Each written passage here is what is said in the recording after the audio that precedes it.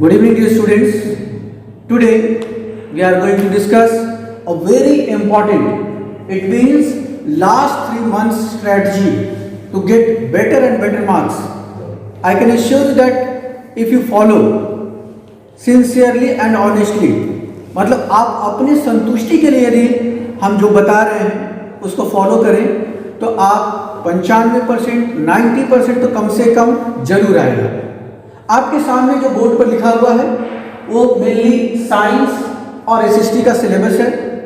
आप जान रहे हैं कि मैथ्स में एक आधा टॉपिक को छोड़कर कोई ऐसा चैप्टर नहीं है कि चैप्टर पूरा हटाया गया है, इसलिए मैथ्स को पूरा 16 लिखा गया है।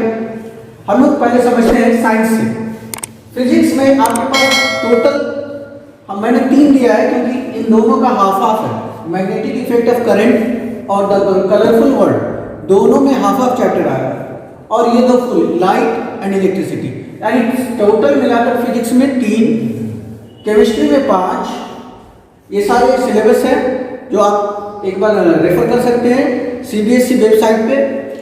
बायोलॉजी में 4 चैप्टर है, life processes, reproduction, heredity and evolution, our environment. इस तरह से टोटल साइंस में हमारे पास चैप्टर बनता है 5 + 3 + 4।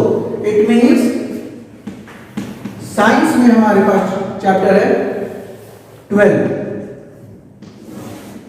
और एसएससी में उसी तरह से 4 ज्योग्राफी में है, resources and development, agriculture, manufacturing industry, lifeline of economy. History में 2 चैप्टर है, nationalism in Europe, nationalism in India. Civics में 4 चैप्टर है, power sharing, federalism, political parties, outcomes of democracy. और इकोनॉमिक्स में भी 4 चैप्टर है, development, sector of Indian economy, money and credit and globalisation. इस तरह से एसएसटी में टोटल 4 + 4 8 to 10 + 4 14 चैप्टर है।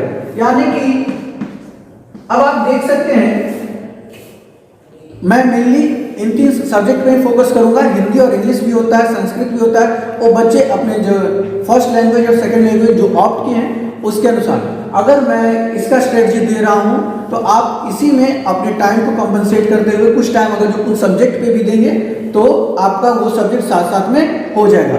क्योंकि हिंदी, संस्कृत हो या इंग्लिश हो, आपका सारा सब्जेक्ट परसेंटेज के लिए जरूरी है। ये नहीं कि सिर्फ साइंस, एसएसटी, मैथ्स पढ़ने से परसेंटेज बनेगा। अगर अच्छे परसेंट लाने हैं तो आपको 5 सब्जेक्ट में अच्छा करना होगा। तो सबसे पहले समझते हैं कि science, SST, maths almost equal weightage है, मतलब 12 चैप्टर, 14 चैप्टर, 16 चैप्टर। ये इस बार 2021 के सिलेबस के अनुसार है क्योंकि बोर्ड्स ने बहुत सारे चैप्टर्स को रिड्यूस कर दिया है। अब हम बताएंगे कि आपको करना क्या है। सबसे पहले कि आपके मन में जो ये दुविधा है कि मेरे से नहीं होगा, ये सबसे बड़ा रॉन्ग स्टेटमेंट है, आपका रॉन्ग साइकोलॉजी है। हम अपने मन में बैठा लिए कि मुझसे नहीं होगा क्योंकि हम साल भर पढ़ाई नहीं किए। तो एक किसी फेमस कवि ने कहा था, लोहे के पेड़ हरे होंगे, लोहे के पेड़ हरे होंगे, तू गान प्रेम का गाता चल, और नम होगी यह मिट्टी जरूर, आंसू के कण बरसाता चल। इसका मतलब क्या है कि आप एक बार प्रयास तो करें, प्रयास करने से नहीं भागिए, प्रयास शुरू करिए और अपने आप सफलता आपके हाथों में होगी, आपके कदम चूमेगी। तो हम बता रहे हैं 16 चैप्टर मैथ्स में है, 12 साइंस में है, 14 एसएससी में। अगर एक नॉर्मल बच्चा जो आज तक कभी कुछ मतलब 10th क्लास के लिए नहीं पढ़ाई कर पाया ऑनलाइन में किसी भी कारण से, चाहे उसके पास मोबाइल फोन नहीं था, नेटवर्क इश्यू के कारण नहीं पढ़ पाया, वो अगर चाहे तो अभी से स्टार्ट करे और वो 90% इजीली ला सकता है। करना क्या है, फर्स्ट फेज में आपको per day 1 chapter science, 1 chapter SST, 1 chapter maths, यानी कि इन 1 day 1 chapter science, 1 SST, 1 maths. Alternate करके आप लैंग्वेज को रख लीजिए। एक दिन फर्स्ट लैंग्वेज,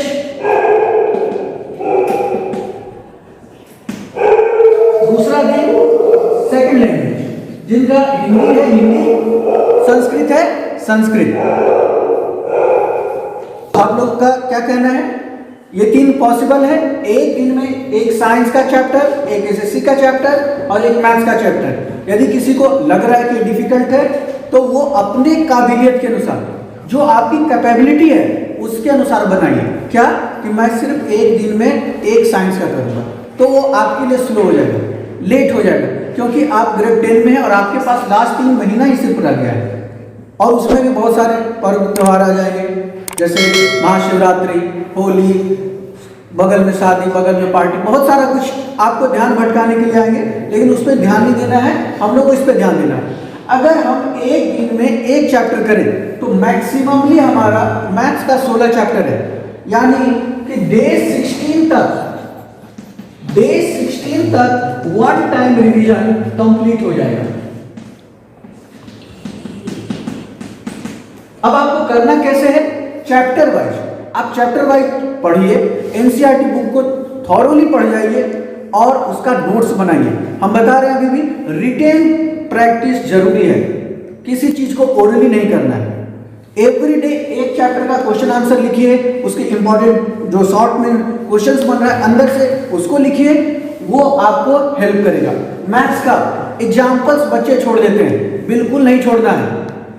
एग्जाम्पल्स एनसीईआरटी का चाहे कोई बुक का हो, एग्जाम्पल्स बिल्कुल भी नहीं छोड़ना है। लास्ट ईयर उस पर्टिकुलर चैप्टर से जो क्वेश्चंस पूछे गए उसको नहीं छोड़ना है। एनसीईआरटी को रट जाइए। It is very well said that in place of going through 10 different books, one time go through the same book 10 times. That's why I am telling you more and more time revision, मतलब जितना ज्यादा बार हो सके revise कीजिए। अब देखिए, अगर आप 25 जनवरी से भी स्टार्ट करते हैं तो आपको 10 फरवरी तक एक बार रिवीजन पूरा हो जाएगा। यदि कोई बच्चा एवरेज से भी बिलो है उसके लिए 5 दिन हम एक्स्ट्रा दिए, यानी 15 फरवरी तक आपका हर हाल में एक टाइम रिवीजन सारा बुक का, सारा सिलेबस का कंप्लीट हो जाना चाहिए। किस तरह से? आपको डेली उसको लिखना है चैप्टर वाइज। जैसे आज हम साइंस से सपोज एक ले रहे हैं लाइट, एसएसटी से ले रहे हैं रिसोर्स एंड डेवलपमेंट, मैथमेटिक्स से ले रहे हैं क्वाड्रेटिक इक्वेशन, कोई भी एक चैप्टर आपके पसंद से आप उस चैप्टर को डेडिकेशन के साथ बनाइए। ये नहीं कि मैंने 2 घंटा पढ़ लिया। आपको टाइम लिमिट नहीं बनाना है, आपको बनाना है चैप्टर लिमिट। मुझे इतना करना है, वो एक डेडिकेशन होता है और वो कंसिस्टेंट होना चाहिए, डेली होना चाहिए। ये नहीं कि आज पढ़ लिए 16 घंटा, अगले दिन 3 दिन सो गए, तो उससे होने वाला नहीं है। आपको पॉजिटिव इन्वायरमेंट के साथ अपने आप को प्रोटेक्ट रखते हुए करते रहना है। अगर 15 फरवरी तक आपका 1 टाइम रिवीजन हो जाता है, I am talking about those students who are below average, 15 फरवरी तक आप कर सकते। 15 फरवरी के बाद आप क्या करें? दोबारा से इसी चीज को स्टार्ट करें, chapter wise test paper, chapter wise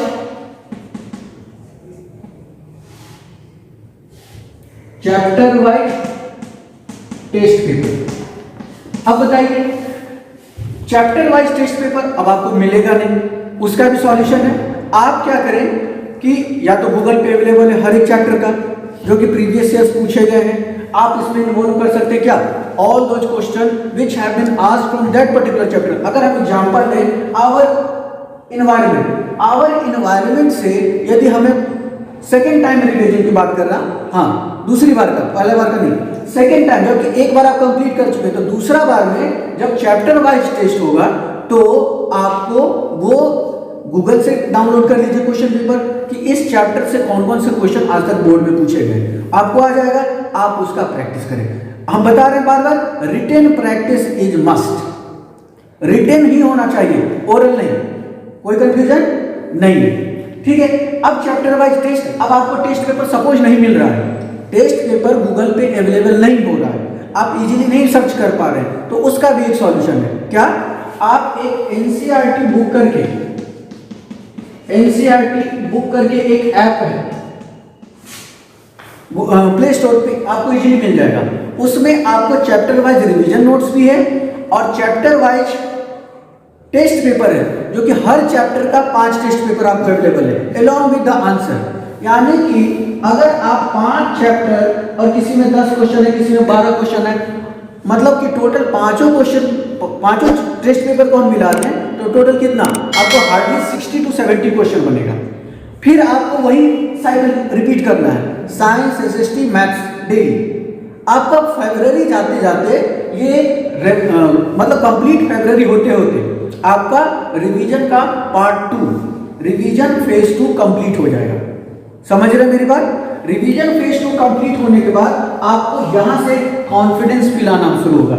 यहां पे कॉन्फिडेंस नहीं आएगा, आपको यहां पे लगेगा कि हमें कुछ नहीं आ रहा है। अभी मैक्सिमम बच्चे में ही है, आपको आते हुए भी मिस्टेक्स कर रहे हैं। मैं जब आपके आंसर शीट्स को देख रहा हूं, आपको क्वेश्चन आ रहा है फिर भी एरर है, इसका मतलब क्या है कि आपके अंदर कॉन्फिडेंस नहीं है। जब आप 2 बार रिवीजन कर जाएंगे तो आपका कॉन्फिडेंस आना शुरू हो जाएगा। उसके बाद मार्क्स से, 1 मार्क्स से आप क्या करें, per day 1 sample paper start करिए, 1 सैंपल पेपर पर डे।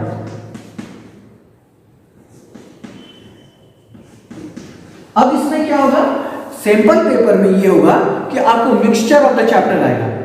मतलब कि आप सरफेस एरिया वॉल्यूम बना रहे थे पिछला बार तो सारा क्वेश्चन उसी से था, आपको फॉर्मूला सारा याद था। लेकिन अब क्या है, एक क्वेश्चन सरफेस एरिया से होगा, अगला स्टैटिस्टिक्स से होगा, उसके बाद ट्रायंगल से होगा। तो there will be a variety of question, mixture of question. जो जो क्वेश्चन वहां पे नहीं बन रहा उसको आप मार्क करते जाएं, उसको आप मार्क करते जाएं। और यहां पर रिवीजन के लिए मैं बता रहा हूं आपको क्या करना चाहिए। एक पतला सा नोटबुक आता है 10 रुपए का, जिसमें कि हार्डली 25 से 30 पेज का नोटबुक होता है। आपको पर डे एक टारगेट होना चाहिए कि मैं पर दिन उस नोटबुक को खत्म करूंगा, तभी नेक्स्ट डे हमें नया नोटबुक लेना है। आप लोग यदि कोई करना चाहते हैं, आप एक साथ जाकर के 20-25 नोटबुक खरीद लीजिए और मेरे पास जमा कर दीजिए। Every day you take new from me and submit it to me by night. रात होते होते पूरा खत्म करके उस नोटबुक को आप एसएसटी बनाइए, साइंस बनाइए, हिंदी बनाइए, इंग्लिश बनाइए, उससे हमें कोई प्रॉब्लम नहीं। आप सारा सब्जेक्ट बनाइए और उसको हमारे पास सबमिट करें, नया नोटबुक लेके जाइए। एवरी डे अगर ये आप साइकिल करते हैं तो हम एश्योर करते हैं कि आप 95% से दूर नहीं, you will be among the toppers. ठीक है, तो 1 मार्च से हम लोग क्या स्टार्ट करेंगे, सैंपल पेपर। और यहाँ जो डाउट्स आएगा, मतलब आप मान लीजिए 30 क्वेश्चन है, 30 क्वेश्चन में 20 क्वेश्चन बना, 10 क्वेश्चंस में थोड़ा सा भी डाउट हुआ तो 10 क्वेश्चन को एंसर करना शुरू कर दीजिए। वो जब नेक्स्ट रिवीजन का फेज चलेगा तो उस क्वेश्चंस को आप प्रैक्टिस करेंगे और दिन ब दिन आप जितना ज्यादा बार रिवीजन करेंगे, हम ज्यादा बुक पे सलाह नहीं करेंगे। NCERT book along with Oswal question bank और ओसवाल सैंपल पेपर जो सीबीएसई ने इस बार जारी किया है, उसको स्ट्रिक्टली आप लोग 10-12 बार सैंपल पेपर को बना जाइए। और इसके अलावा कोई नया स्ट्रेटजी नहीं है, हम लोग जिस समय पढ़े उस समय भी यही स्ट्रेटजी थी। और जितना ज्यादा बुक आप पढ़ेंगे, वेराइटी ऑफ बुक्स, वो आपको उतना ही ज्यादा कंफ्यूजन देगा। कोई एक sample paper, I will prefer Oswal book खरीद लीजिए सैंपल पेपर के लिए। एनसीईआरटी बुक काफी है आपको 98% लाने के लिए, Oswal book sorry NCERT book. तो एनसीईआरटी को आप जितना ज्यादा बार रिपीट करें उतना ही ज्यादा बेहतर होगा।